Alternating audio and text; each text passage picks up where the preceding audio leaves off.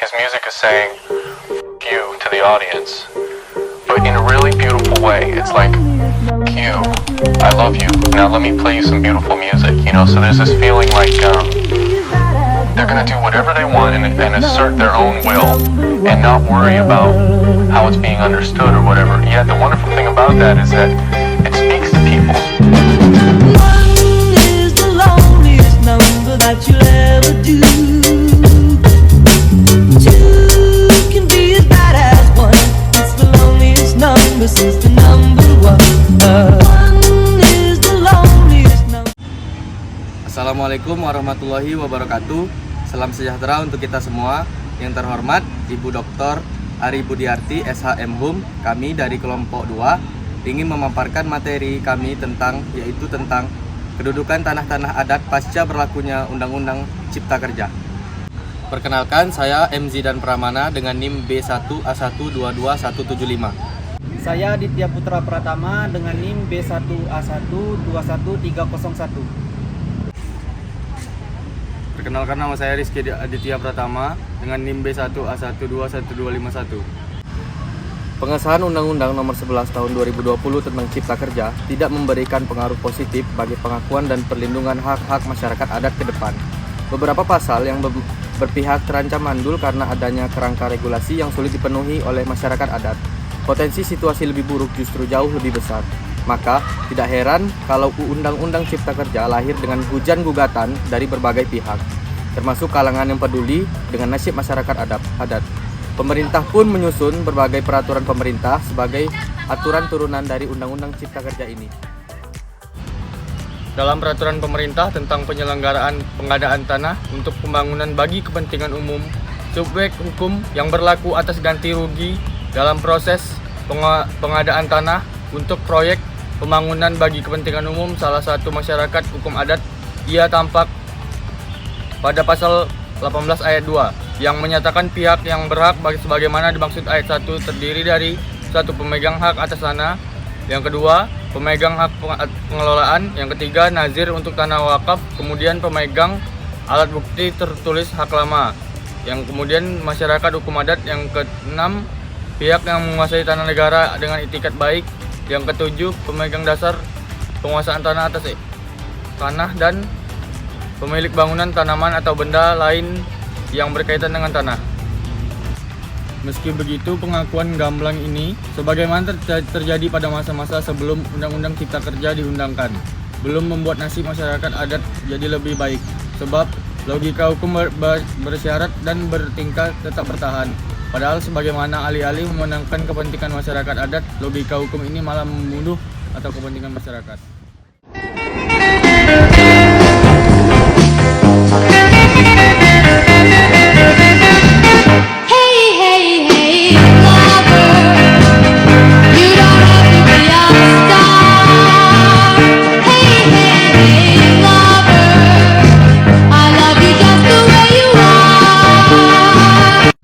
Sangat disayangkan, logika pengakuan hak masyarakat adat atas tanah adat ini dalam peraturan pemerintah tentang penyelenggaraan pengadaan tanah untuk pembangunan bagi kepentingan umum tidak atau belum berubah.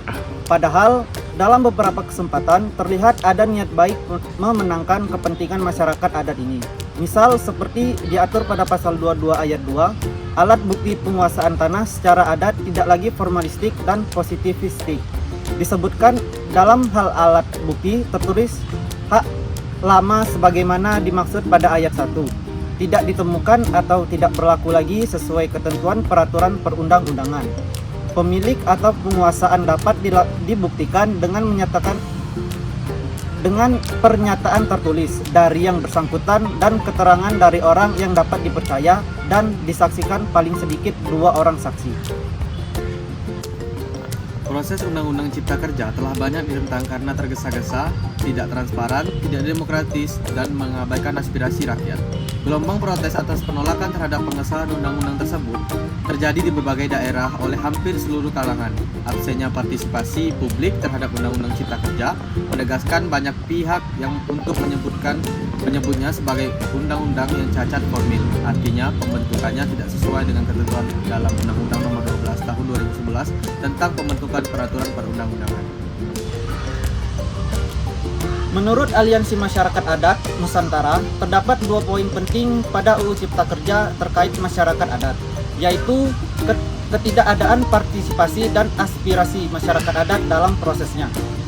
Berujung pada pelemahan posisi masyarakat adat di tengah ketiadaan payung hukum atas pengakuan hak kolektivitasnya dan potensi terhadap meluasnya praktik korupsi SDA dan konflik penurial di wilayah adat. Hal tersebut berpeluang menambah pelanggaran hak asasi manusia masyarakat adat dan membahayakan keberlanjutan lingkungan. Di tengah kontroversi dan gelombang penolakan yang begitu deras kala itu, Undang-Undang Cipta Kerja tetap disahkan dan kini telah berusia 2 tahun. Lalu, seperti apa kemudian situasi yang dihadapi oleh masyarakat adat? Pasca pengesahan Undang-Undang Cipta Kerja, Aliansi Masyarakat Adat Nusantara mencatat bahwa pada 2021 diperkirakan 1.488 hektar hutan di Papua telah lenyap. Kemudian Bupati Sorong juga digugat 3 perusahaan atas keputusan mencabut izin-izin perusahaan perkebunan sawit yang melanggar aturan. Sedangkan kasus kriminalisasi dan kekerasan terhadap masyarakat adat yang terjadi sepanjang 2020 mencapai setidaknya 40 kasus yang mencakup beragam kelompok, meliputi perkebunan 10, pertambangan 5, bendungan dan PLTA 6, pemerintah 5, Kesatuan Pengelolaan Hutan atau KPH 6, Hutan Tanaman Industri atau HTI 3, TNI 1, dan pencemaran lingkungan di wilayah adat 4 kali. Sementara itu, masyarakat adat Rendu terus menggaungkan suara. Mereka meminta Presiden Joko Widodo agar mendengarkan seruan mereka terkait pembangunan Waduk Lambo yang berada di Lowose, Dusun Malapoma, Desa Rendu Butuwe, Kecamatan Aesesa Selatan, Kabupaten Nagikeo, Pulau Flores, Nusa Tenggara Timur. Seruan tersebut disampaikan oleh masyarakat adat Rendu melalui aksi protes. Mereka memblokir jalan untuk menghadang kedatangan tim survei dan Balai Wilayah Sungai Nursa II yang hendak melakukan observasi lapangan di lokasi pembangunan Waduk Lambo pada Senin lalu di Desa Rendu Butuwe. Masyarakat adat berpendapat bahwa tim seenaknya datang ke wilayah adat milik masyarakat adat Rendu tanpa izin. Antonius Api, tokoh masyarakat adat Rendu, mengatakan bahwa aksi tutup jalan yang dilakukan merupakan bentuk protes keras terhadap BWS Nusra II yang memaksakan diri untuk tetap melakukan survei terhadap wilayah adat masyarakat adat Rendu Butowe, Lambo, dan Nora. Padahal pihak BWS Nusa II sudah juga mengetahui bahwa masyarakat adat di ketiga komunitas itu telah lama menolak lokasi dibangunnya Waduk Lombo. Antonius pun bersikeras bahwa masyarakat adat tidak sedikit pun mengizinkan mereka untuk membangun waduk di Lowo. Sebenarnya, kami telah memberikan lokasi alternatif untuk dibangunkan waduk Lombo yang masih dalam wilayah adat kami dan lokasinya jauh dari pemukiman kami, tuturnya. Antonius mengaku kecewa dengan sikap Timo Survei maupun BWS Nusra II yang tetap memaksakan pelaksanaan survei secara diam-diam. Assalamualaikum warahmatullahi wabarakatuh. Perkenalkan, nama saya Jiga Renda Duta Semesta dengan NIM B1A1222190. Baiklah, di sini saya akan menyampaikan kesimpulan dari materi yang sudah dijelaskan oleh teman-teman saya tadi. Jadi, berdasarkan seluruh pemaparan yang dijelaskan oleh teman-teman saya tadi, maka dapat disimpulkan bahwa UU Cipta Lapangan Kerja yang bermetode Omnibus Law ini adalah kemudahan perizinan, menghapus dan mengubah beberapa pasal dan ayat yang ada pada UU Nomor 26 Tahun 2007 tentang penataan ruang, UU Nomor 27 Tahun 2007 tentang pengelolaan wilayah pesisir dan pulau-pulau kecil, UU Nomor 32 Tahun 2014 tentang kelautan, dan UU Nomor 4 Tahun 2011 tentang informasi geospasial.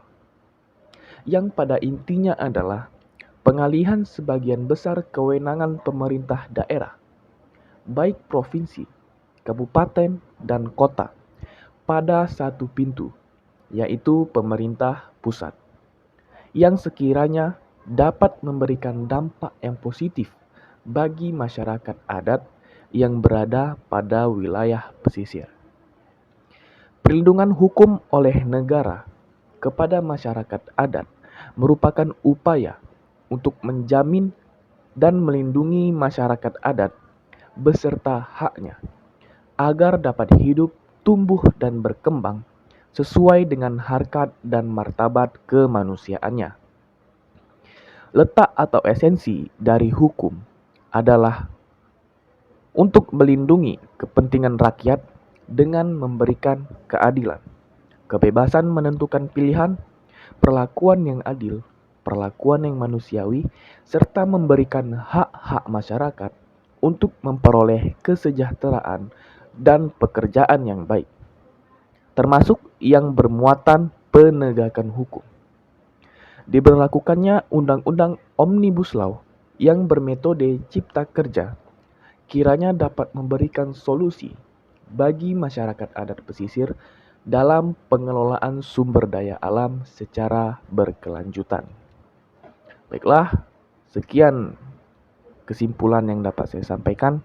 Saya akhiri, wassalamualaikum warahmatullahi wabarakatuh.